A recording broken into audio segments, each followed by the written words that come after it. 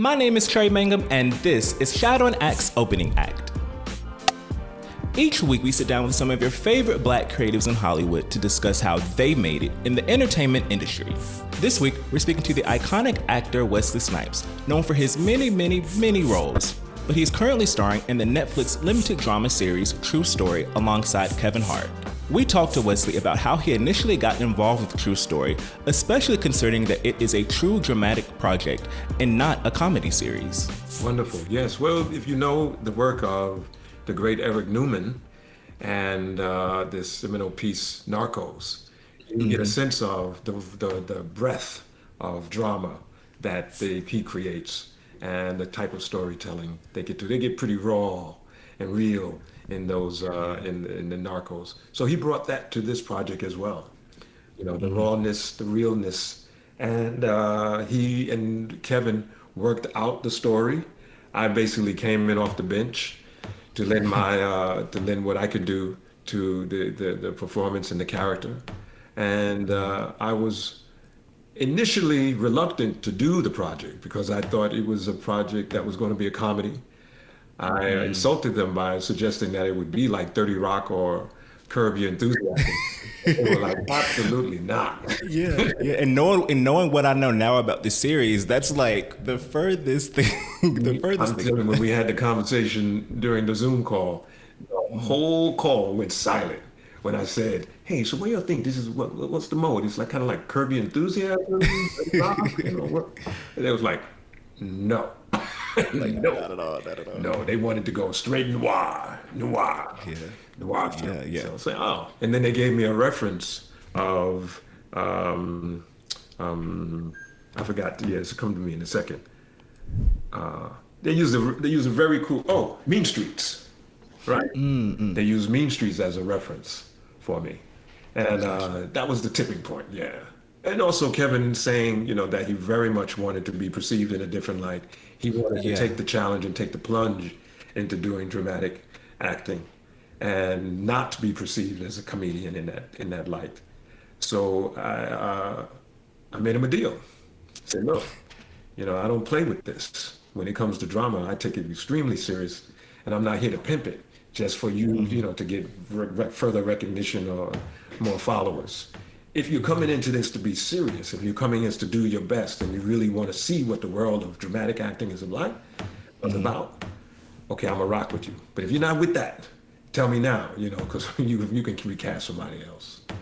Yeah, and even watching the series, like, because the way it starts off, like the mixture of tone is kind of different, and you're like, because every time I'm used to seeing Kevin Hart, I'm used to laughing. I'm used to I'm not thinking about, I'm gonna get some thought-provoking stuff, like in the drama sense. But then I'm like, okay, I can believe it. I can believe it. And as the series goes on, and like things get deeper and deeper, you're really like, wow, this is a big deviation from what we've known him to do.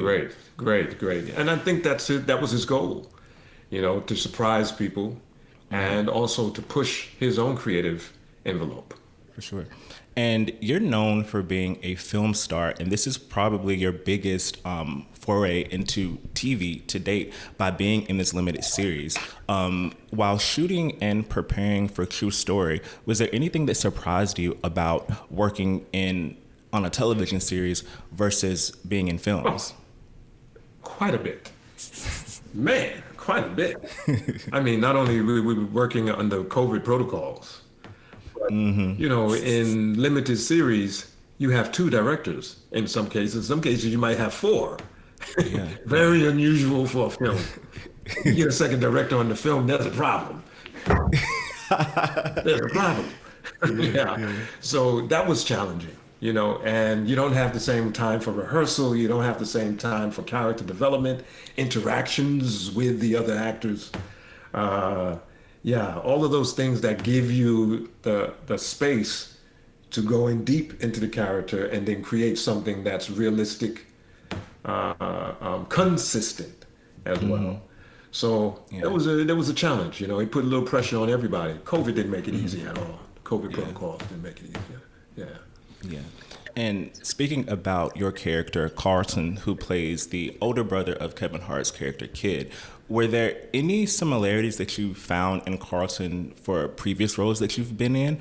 Or how did you find yourself relating to the character? Because I feel like he's going to be a pretty, divisive character as people watch the series. Sure. No, I actually pulled from watching Kevin's mannerisms. I pulled from, some of my YouTube research on the cats in Philly, and how the cats in Philly move. Some of them, them drive-by camera shots of the cats on the block, the worst neighborhoods in Philly. And watch how they move, watch how they talk, the cadence, the mannerism, they talk with their hands and these kind of things. And I thought that would be distinctive from characters I've played in the past. I mean, very different from the character that I played in Sugar Hill, very different from the character I played in New Jack City. Yeah. Speaking of all of that, you're probably one of the most multifaceted actors of our time because you can pretty much do any genre, any role, and it works out perfectly. And I want to ask, as an actor, what do you define as a challenge? Like when you board a project or are you seeking out projects for you, what is challenging for you and how would you like to challenge yourself in the new projects that you take on? Yeah, I would say if it's something I haven't done before, in the early days, even working with some of the greats like Sean Connery and Robert De Niro, that was in of itself was a challenge. Working with Sly Stallone was a challenge because you want to measure up. You want to live up to those expectations and how you perceive them in your own mind. The legends to you. Yeah. So I usually look at what I haven't done in the past. Who is involved, and if it's going to be either physically challenging or artistically challenging. That's usually how I make a decision. And though this is a true drama series, a lot of your recent roles have kind of been comedic turns from, Dolomite Is My Name to Coming to America. Also, in 2019, I was definitely one of those people who was like, Wesley Snipes deserves a Best Supporting Actor nomination for Dolomite Is My Name because you were so funny and great in that movie. Everybody was. But I was like, he needs to get something. But did you see yourself, like years ago when you were first starting out, did you see yourself doing kind of those more comedic roles like these? I mean, you're not new to comedy, you've done that early in your career too. But at this stage in your career, did you think you would be doing these types of roles too? At this stage of my career, I didn't even imagine I would be in the game. It's long playing, the kaleidoscope of characters I've had the blessings of playing. I came from, the improv world. I came from snapping on the corner, living in the Bronx, and cats, always got the way to spit, snapping and cracking on each other. So that was very much a part of my early training days and my early life. It's kind of odd that now, can you believe the amazing thing that I really wanted to be a dancer? I wanted to be a dancer that could like Ben Vereen, and the cats and like some of the cats of the Nicholas brothers, cats that in the movies and stuff like that, dance, Gene Kelly, these were my guys, and it's so bizarre that I haven't done any dance in the movie yet, basically. We need to make that happen now. That's on the bucket list. That and me playing a Jamaican bass player. Yes. So, it's pretty interesting that now I'm, getting an opportunity to play some things and do some work that really goes back to the early days of my training and my entree into the world of performing arts.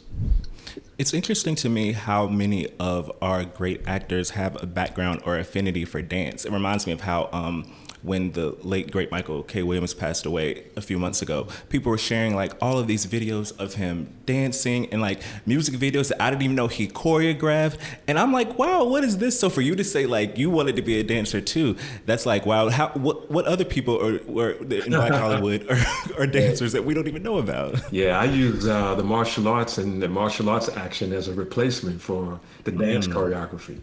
It's the coolest thing is that when you do something in the martial arts and you choreograph something great and the scene goes fantastic, you get the kind of reaction from the crew who don't like anything, have seen everything, you get the reaction from them similar to the reaction you would get from the audience seeing you in a dance performance. They're going to tell Yeah. you very quick if you hit it, if it was, clappable, or if it was a bunch of garbage. So I love that. That's why I like the doing the action in the movies. Yeah. Yeah. It makes sense now that you said it. It makes sense how that could be kind of like the martial arts experts can be the replacement for like not the replacement, kind of like It a is. complement to like doing dance and stuff. It is. In those It is. projects. I'm fully transparent on that. The reason I like doing action in movies because it's the closest thing I can do to get to dance in movies. That's exactly what's up. Yeah. But now that I know all this, I need your next project to have some sort of incorporation of dance. Like that has to be on Well, the I'm playing a checklist. one-legged stripper in the next movie, so we'll see how close we get. Speaking of, I don't know if it's this project, but I do know you've been shooting a project recently, the one with Tiffany Haddish. We finished. Yeah, it's finished. Yes. Completed already. At this stage in your career, what are the types of roles that even attract you more? Really, I'm attracted to doing the biography. I'm attracted to doing epics. I'm definitely attracted to doing the kind of hybrid genre projects like Blade. We've developed some fantastic stuff that we call it the Blade Killer. This week's Black Entertainment Trivia Fact. Which Blade film did Wesley Snipes executive produce? Blade, Blade 2, Blade Trilogy, or all three films? Find out the answer next week on shadowanact.com.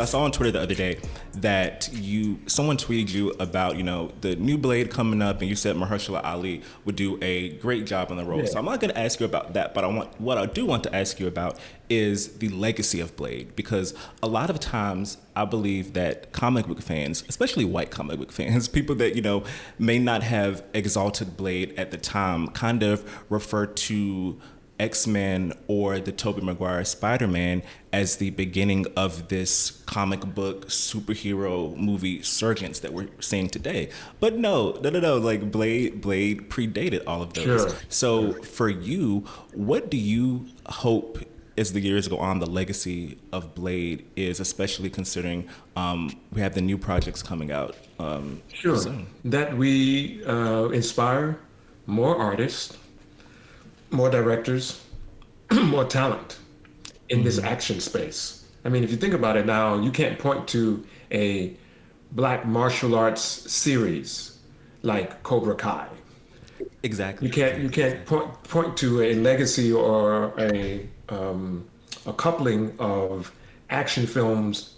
I mean, straight action films that feature black and brown artists. So my prayer is that we'll keep doing the kind of work that will inspire those young creatives and then teach them the game, how to do it, what the Koreans do, what the Chinese do that makes it work, how to do it under budget, how to stay healthy, how to stay fit, and manufacture more quality or high quality action content. Action drama, action vampires, action zombies, action. Yeah. Hopefully inspire them to come learn. This is how it's done. And the more they learn, I have no doubt they are talented and qualified to produce high quality projects. They just have to learn, be given the opportunity. So that's what we do. That's what we do. Yeah. And speaking of inspiring, what are some differences that you have seen over the years between being black in Hollywood when you first started and being black in Hollywood now? Because, for lack of a better term, I feel like black is kind of in right now, considering like the state of society that we're in and everything that happened last year. You have so many black creatives who are getting their projects being developed. They're getting overall deals at studios. So it's kind of setting the stage for a lot of opportunity. But we also have to make sure those opportunities are followed through, and like it's just not like a phase that we go through. So as an actor, as a creative, as a producer in Hollywood, what are some big differences that you see between being a creative then and now? Clearly, there's more opportunity. There are more venues to embrace the projects and the stories that wouldn't normally get chosen by the big studios. Uh, the volume of product has opened up the door for a lot more experienced performers, experienced directors, experienced on-camera actors, producers as well. That's a win. That's the win. The more that's out there, the more we see, the more we can measure the quality.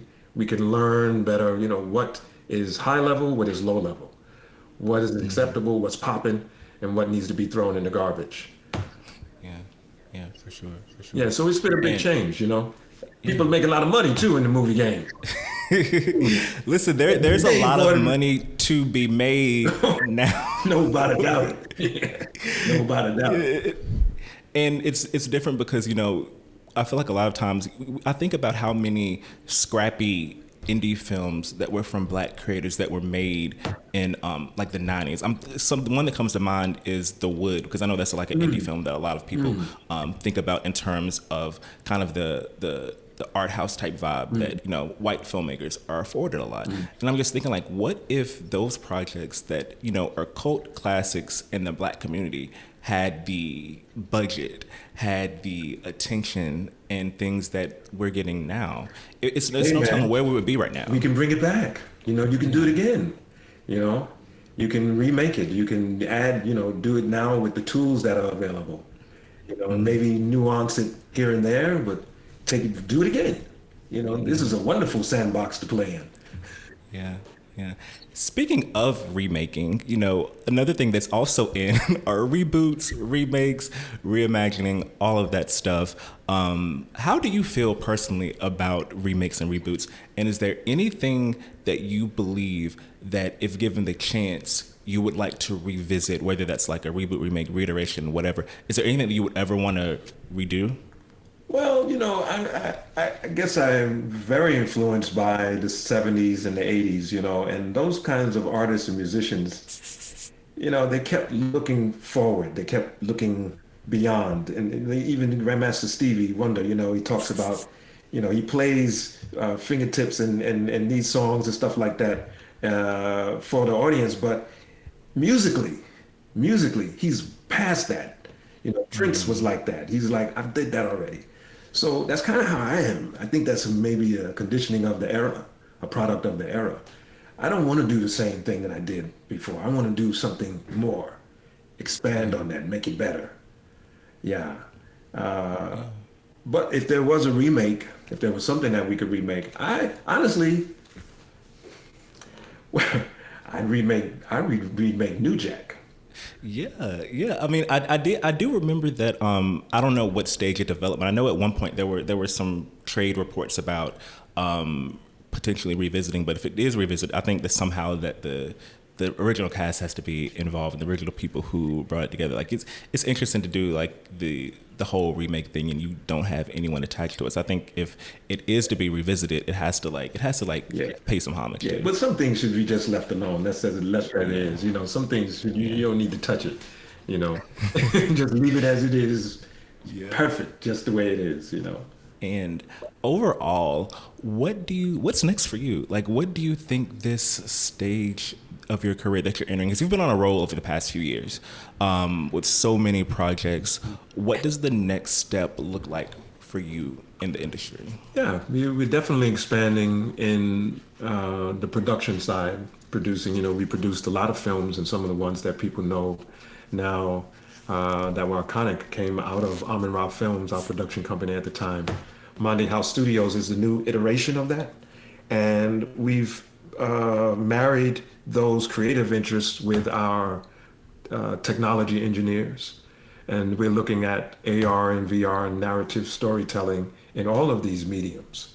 And, to create the Daywalker Academy, which is like the old Run Run Shaw and the Kung Fu films of the 70s. They had a team, they had a crew, and they were able to produce and manufacture product over and over again because they had well-skilled artists. Like think of Second City or SNL, the ability Yeah, to yeah, continue to yeah, create. We can do this in yeah. action. too. And this is where we're looking. This is a major focus of our energy and effort now. So comedy, we're going to do a limited series on our book, Talent of God, which was a psychological urban thriller. And yeah, we got another, what we call the Blade Killer. We got something for him. I am excited to see Man, oh, man. what comes of this Blade Killer, because the Man. way you talk about it has me super interested. Yeah, we got, because when we did Blade, we were white belts. Now we're black belts. And we got way more technology. More. Yeah, it's amped up now. It's amped up now. Yeah. Oof. Yeah. Oh. Yes. And yeah, so these are the things we're doing. We'll do stuff on camera, and we do stuff off camera. And I have a very strong interest and a good opportunity to do something with the B-Boy Olympics, which is coming up in the next 2 years or so. So we're going, our goal is to not only support that, help to expand the interest in the art form and the dance forms around the world, but also to create a Olympic training center for the athletes in the Bronx and in Harlem. Good stuff. And I want to go back to True Story once more, because like I said, I do think that I think a lot of people are going to be like me and be surprised once the series plays, especially when we get to episodes like 6 and 7, the last 2 episodes. Those were like, I was checking the timestamp on the episode, because I'm just like, what's about to happen? Like, it's getting too close to the end. Like, what's going to happen? And I want to know, what are some themes and takeaways that you hope that people take away from this series? I mean, there are a lot of themes in there. I mean, maybe one of them is like, blood versus water. Is it really thicker? It's having an insight, a glimpse into the world, the rather unseen world of celebrity. And what happens when you become an international celebrity? What happens when you have the wealth that accompanies being an international celebrity? A lot of things happen that people don't understand, and they prejudge the artist, because they're the face.